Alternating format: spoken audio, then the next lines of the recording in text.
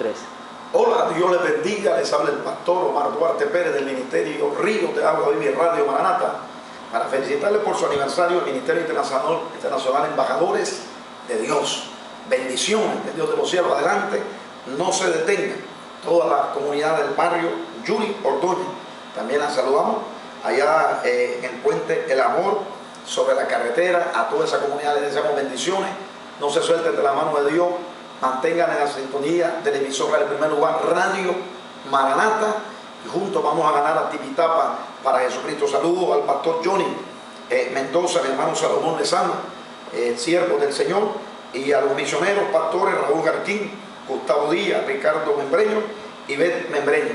Sigan adelante, no se detengan, sigan celebrando victoria, que la sangre de Cristo tiene poder para deshacer las obras del mal. También saludamos a los hermanos de la parte departamento deportivo que están ganando a la juventud, diciendo no a la droga, sí al deporte.